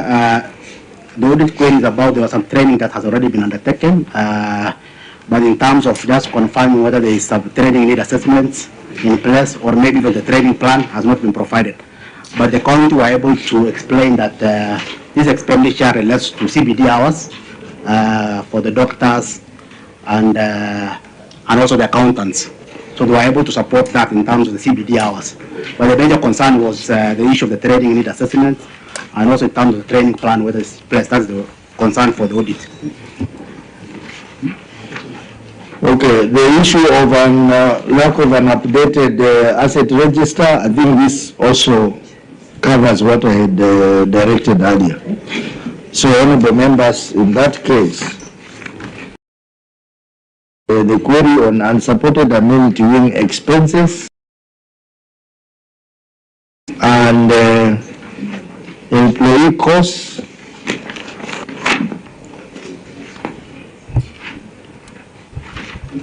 Yeah, those are the queries we are going to look at. So, auditor, take us through the first query. That is for the year ended June 2023. Yeah, thank you, Chair. Unsupported amenity wing expenses. The statement of financial performance reflects amenity wing expenses amounting to Kenya 5,476,000, which, as disclosed in Note 12 to the financial statement, comprises contracted professional salaries and allowances amounting to Kenya 2,465,000, and doctors, nurses, and administration officers, local amount of Kenya 3 million. However, documents such as contracts and engagement letters in support of the expenditure were not provided for audit. In the circumstances, the accuracy and completion of regularity of the amenity wing expenses of Kenya 5,476,000 could not be confirmed. Governor, your management response? Chair, again, I want to confirm unsupported amenity wing expenses. This is regrettable. However, the management has since provided contract agreement and engagement letters as attached in schedule Annex 1A, 1B, and 1C.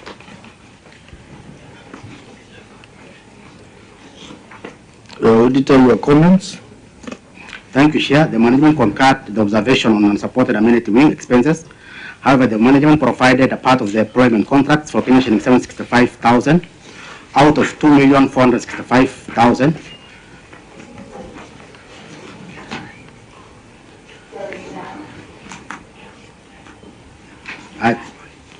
Maybe, Chair, we raised in terms of, that's why we even indicated partially addressed, but there were documentation which was missing earlier on, especially the engagement letters and the contract agreements. But now, in terms of the submission, we can confirm that we have received those annexures. You have received the annexure to support the 5.4 million. The total amount.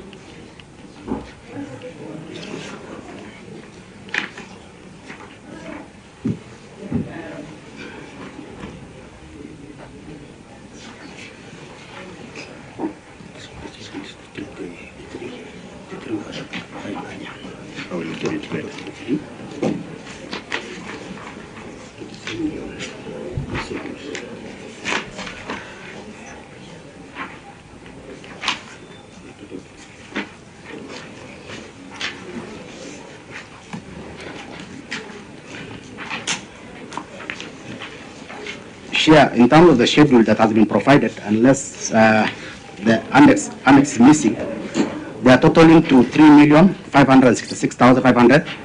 Out of the issue, we queried about 5,476,000.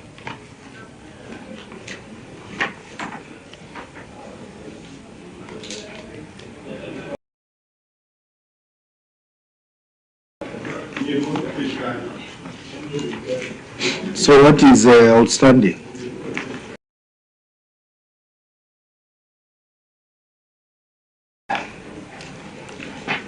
2 million is outstanding.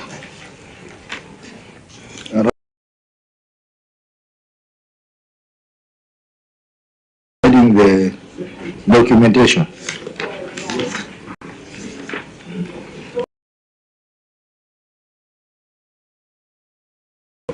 Advise us on this.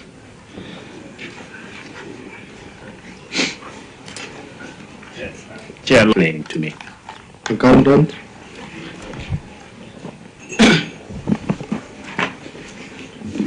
Thank you, Chair, for this chance again.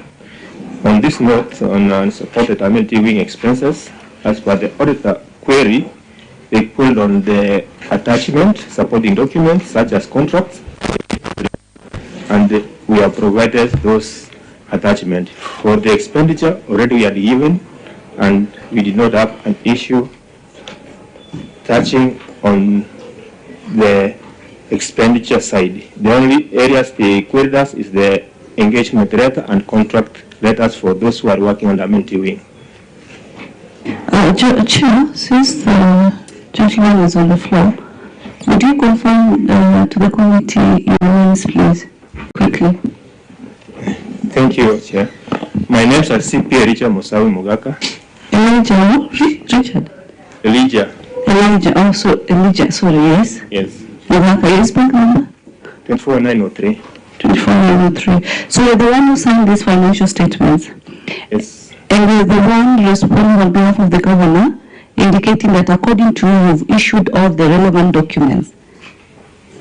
You're satisfied with what you delivered to the auditors? As per the query, the auditors list, they asked about the attachment which were missing. That's what the contract and the engagement letter, and this is what we have supported. So it doesn't bother you that the accountant are raising the issues that they are not able to reconcile of amount almost 2 million? As the auditor lists the issue, and we are ready to reconcile that amount, you can do it. So you agree that the auditors do not have all the relevant documents for them to audit and reconcile on this matter. You agree? Chair, let me help there. The time I was driving, I wanted it to catch your eye, Governor, because as much as Article 179 is in place, you've done your due diligence, you've given personnel and officers opportunities and jobs to work and deliver, true or false. And you find that the documents that are being asked, it's not you issuing these documents, it's CPA Elijah. And we need to be on the same page that he needs to own up, because the other concern I'm also having with Elijah, the CPA, a member of his board, under number 24903, is not in good standing as we speak. Why are you also not in good standing, and you're also signing financial statements? Are you in good standing? Yeah. Are you good or bad? Are you good or you're bad? I'm not in good standing, but I'm a member. I'm a member. So you're in bad standing right now? Currently, I'm not good standing. No, just say bad.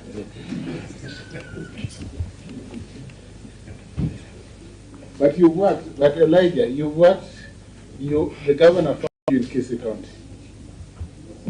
Yeah, yes. Oh no, sorry. Been in Kisii County government. I was in 2016. 2016, 8 years down the line. And issues that, you see, Chair, you're talking about time, but I'm looking at this issue. We are here because you simply did not remit the prerequisite documents that are needed for them to reconcile. Chair. It's a point of order. The contribution. I'm really keen here and I'm getting tired. Proceed. And I think the governor looks very tired. I don't know whether it's something the government is not telling us. No, not about tea. Tea is my adjacent governor, so I can get him tea. Tea is not a problem. But there's something the government is not telling us.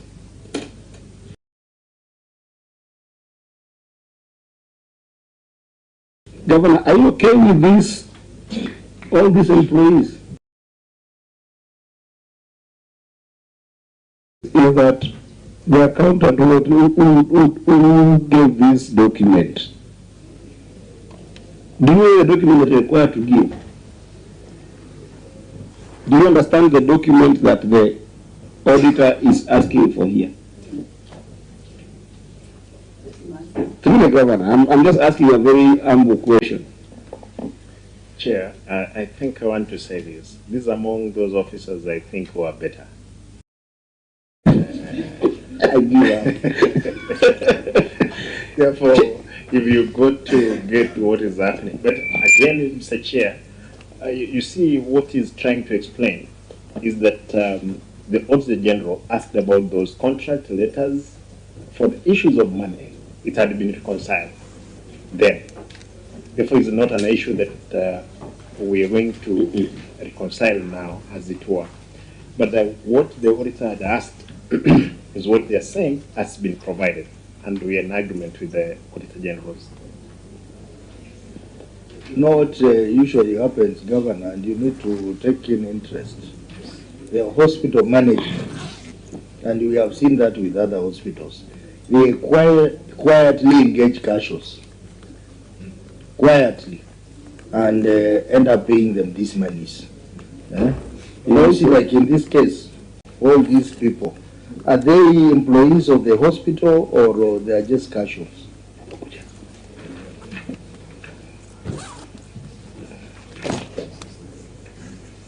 All these people who are paid, CEC Health, to the governor, can you tell us who are these people who are paid? Are they permanent employees or casual employees?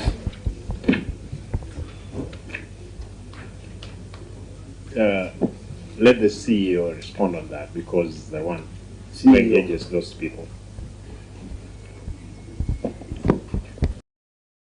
Chair and honorable members, the hospital engages from time to time employees at the casual levels and the professionals as locum part-timers on contract.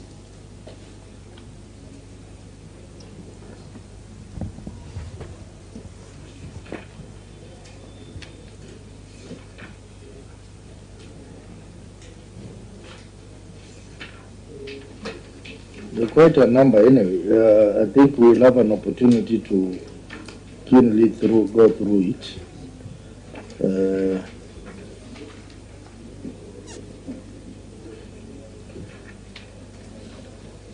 So, Auditor, what is the way forward on this? Yeah, thank you, Chair. Maybe ours is, in terms of the contracts that have been provided, the engagement that has been provided. You remember we mentioned a figure of 5.4 million, and that figure needs to be supported with the schedule. So when Annex 1A, schedule of the amenity wing expenses, is not adding up to 5.476 million, then that's where we have an issue.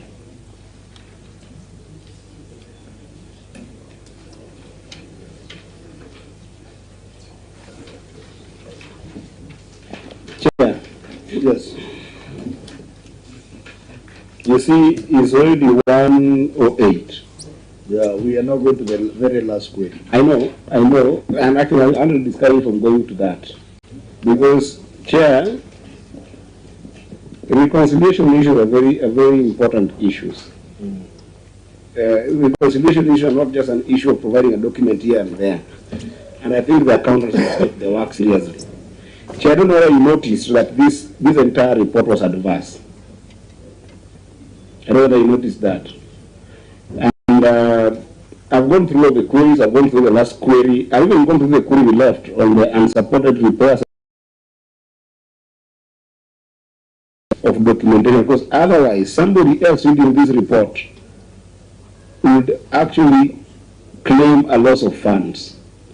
But you put even the entire account in the risk of EACC, because the same problem that the owner is asking here reflects on that unsupported repairs and maintenance, where you can have ghost workers in form of casual workers, have ghost assets in terms of constant issue of bad accounting problem. Because if you look at, I know we didn't look at it, we say we didn't look at it, Chair, I would advise that the way we have treated, because this is a fair advice, that the way we have treated, because this is the first time we're looking at this hospital, these reports need to be go and reconsidered with the governor and the auditors. If I'm to extend your leniency that you gave in the previous issue, in fact, this is where you need a lot of leniency to be able to allow the governor and the auditor to go and do that. Because the query is here that if you leave, even this query, if you leave it just at the face value of it, you will give the county trouble. Somebody else will come and audit this document, might have a different interpretation on a strictly financial understanding. Because what this query will go, if you leave it the way you want to leave it,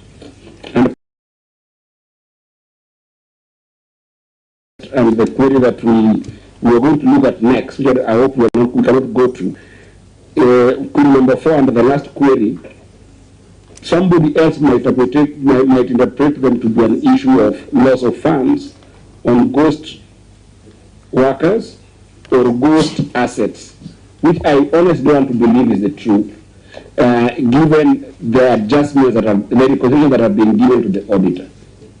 But if you leave it not updated the right way, somebody else holding this document will take these particular queries to EACC. For no apparent reason, and put the government into a very bad light because of accounting issues. And I suspect that is why the auditor gave an adverse opinion on this one. So perhaps this could be a good opportunity to have the county have the standard way of doing financial reports, and they work with the auditors, and then we take submissions and perhaps review this after another 30 days.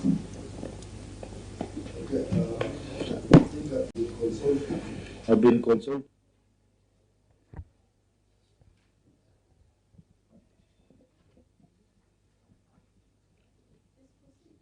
Yes, through chair, yes. If you go through the annexure, there are those which have been signed after the start of the financial year, and there are those which are during the financial year.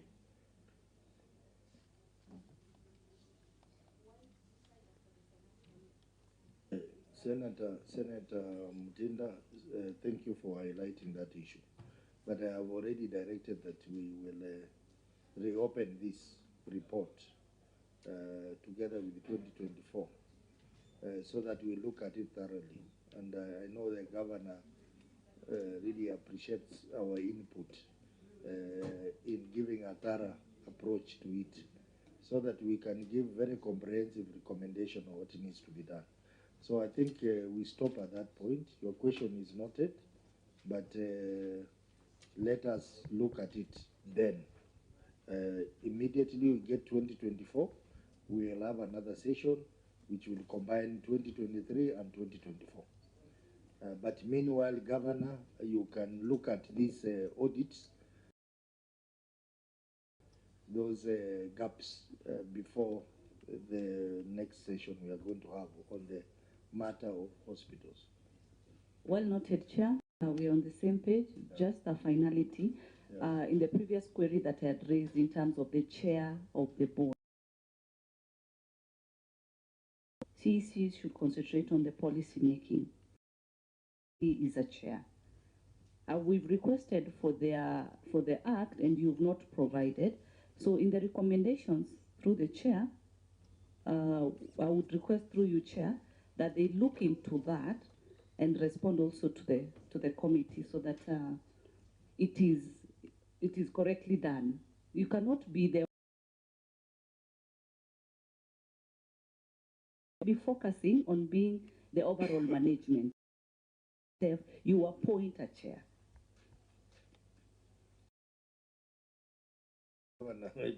Chair, just on that, actually I've seen is the act which gives him those powers.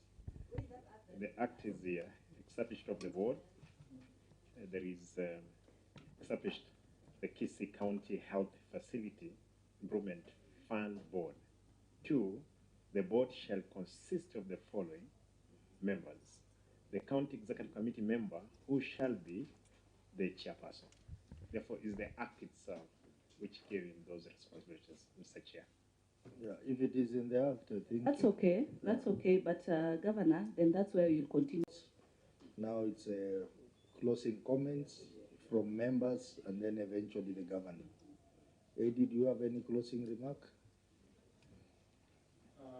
Chair, I think that this has been a good session. There are just two comments that I wanted to say prior, that I think that it's a question of egg and chicken, so that perhaps as a committee we can guide well. I think that when a fund is created of this magnitude, it is very important that a CEC has got a full bird's eye view position on that fund. And I think that is perhaps why the County Assembly of Kisii saw it better to have that fund's chair be the CEC. And I think that is in the spirit of PFM section 184. So I don't know that I will recommend that they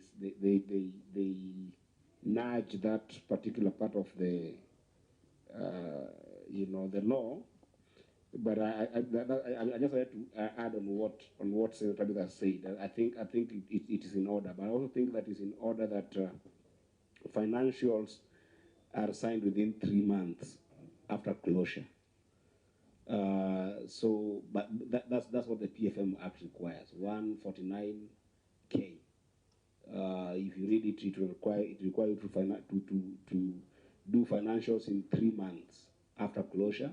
But the auditor today has advised that actually, because you are, I think you're moving to accrual system. We are now moving to accrual system. So if you're moving to accrual system, at the end of financial year, you should actually just have financial documents ready, because you operate on a day-to-day basis. So just at the end of the year, make sure that you don't want to keep your sprints to the latter. When the auditor shows up, then you're like, oh, where are my documents? You'll be prone to a lot of errors, because these are numbers that you have to interact with. So do them on an accrual basis as well. I think the next will just be about some of the issues that we have seen in the last report. I think that there are issues of a lot of conversation with the auditor.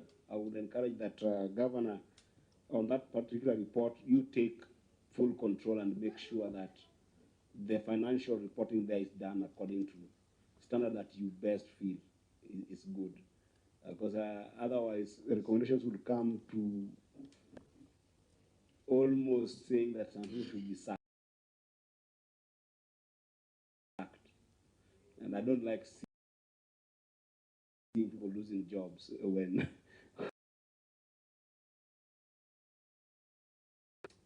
lack of job opportunities in the country currently. And some of these reports. There are some of the reports that I wouldn't want to see on my desk, because do you have a problem with that agenda? Are you buying in Migori now? It could be 2050, whatever the age will be. But I'm just praying for God's grace that one day I will also be, because I look up to my leaders. My leader here is the party leader, deputy party leader of ODM on both sides. This is a potential governor, this is a sitting governor. So if I'm hanging around them too long, one day I might end up being a governor. I'm just saying. But there are reports that if they're there, anybody can pick them with any interpretation, even if you have cleared them in the Senate. And you don't want an adverse report as this sitting there. That's why I would say that this report needs to be gone and be considered with the auditor together with you. I think those will be my comments for now. Otherwise, thank you, Governor, for always being a partner of this committee. Actually, I think that your positive attitude towards this committee makes it easier to make Kisii County work better for the people, and that's something that I really value. There are few governors who have exemplified that attitude of partnership instead of adversarial kind of relationship with this committee, and and therefore it helps us to give you proper feedback that can be able to help the officers work better. I thank you, Chair.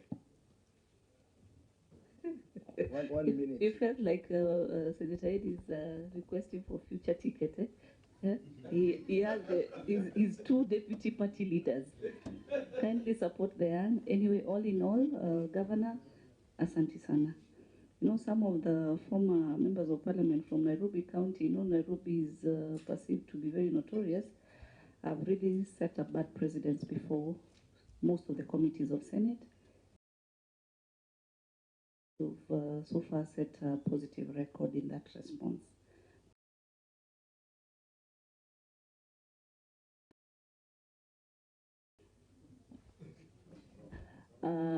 Actually, I was focusing on the governor of Isiolo. We are trying to focus and support you on the 401 billion. We are seeing a lot of wastage in these counties. Yesterday's newspaper, the day before, you saw cannot be having millions for Mandazi. Today we had the deliberations of county additional allocation, whereby the National Assembly, where you sat, are removing the RMLF fund, 10 billion. We've agreed as a committee to support the county government. So kindly talk to your counterparts that this is a synergy requirement. We don't come here to fight each other. We come to correct. Even when I said Elijah has that small issue, but he's very active. He's very active, which is good, which is fine. He can be able to adjust so that your people can be able to correct where issues are. All the best when you go back to Kisii. Unaletea sisi mandizi kidogo ya Kisii namna hiyo. Asante.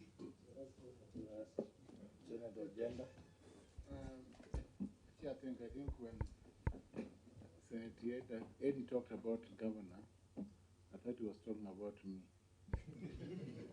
So I was just going to confirm that yes, I'm the next governor of Kisumu County. Governor, thank you very much for at least the presentation. I think your team should give documents to the auditors in good time. But as I see, that was for the at least now we look at 2022, 2023, and the following year. I think so that we don't go through some of these issues. But it's a learning experience when you come here. Oversight should build your team so that they know what to do.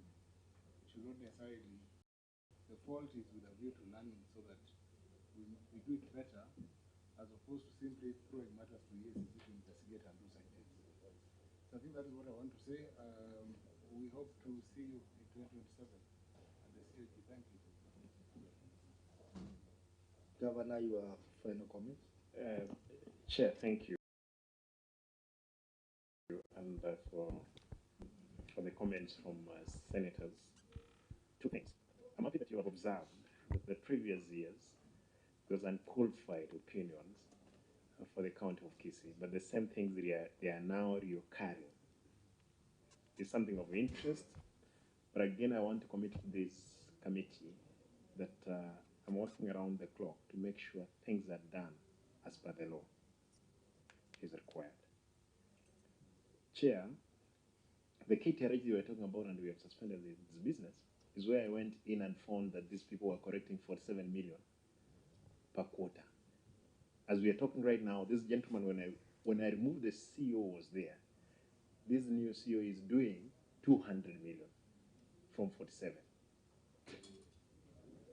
Therefore, again, even those assets, plans, everything which were there, I think, and I'm happy that there is new blood in the audit team. They'll help us to make sure things are done.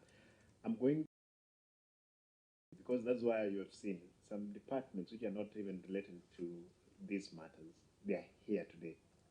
To know that any time they'll come here, answer their own issues, as it were. Kila mtu anabeba mzigo yake. There is exactly all this team, water, they have come. And I'll make sure they appear so that at the end of the day, they carry their own cross around. Chair, in the same facility of KTRH, there are people away. because of these things. At the time we're going to have the discussion, you'll realize there are so many people whom we could have not entertained, despite the fact they were getting all qualified opinion, unqualified opinion, but they had to go. It's only that the senator from Nairobi has left. I want to take possibly of what you've said. The new system of accruing system, is the best.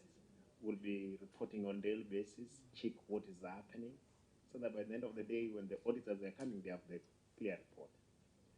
My undertaking, Chair, is that we have a responsibility as a country and as leaders.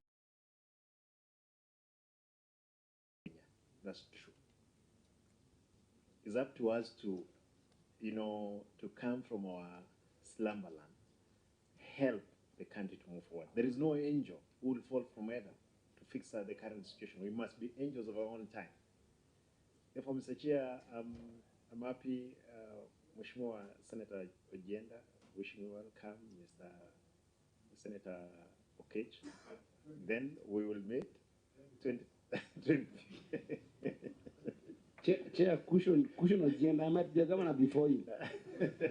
Be careful. My gods work family. And for your information, when you are seated there, know that one day you will sit here. Yes. You will be grilled by those ones who will be there. Then, because I've been there for 10 years. Now I'm here. The same thing happens. Therefore, I want to thank you again for the opportunity appearing before this committee. Thank you. Thank you, Governor, for appear before us. We don't take it for granted. But I want to say that it is important for the betterment of the lives of our people. What you do there in Kisii and what we are doing here in Senate, it all adds up to improving the lives of our people. I want to also echo the sentiments of my colleagues that those areas that we have identified gaps in the management of Facility Improvement Fund and also in Kisii County Referral. Sit down with your people and try to figure out how to deal with those gaps. As I have expressed that it looks like in the earlier years of audit, the auditor did not consider a wider scope of the matters to look into. But the 2023, the auditor has been able to capture quite a number of issues, and of particular interest is the issue of functioning of hospital equipment. I believe these are the equipments which are supplied and maintained by MES. It is not just Kisii, but all counties, including my own county. Machines are not functioning because of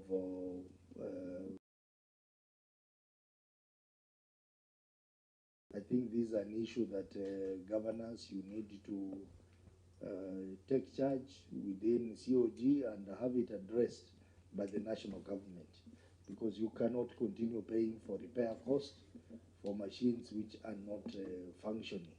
You would rather have your own machines procured under your own budget and maintained by yourselves. So I think issues of budget management, we have also picked them. You will need to sit down with your people and ensure that we have proper budget control and performance, such that when you are not able to meet the budget expectation, then you need to come up with a supplementary budget so that we stop having queries in relation to budget control and performance. So otherwise, all in all, we want to appreciate that this is a learning process. There is a lot your team learns from senators.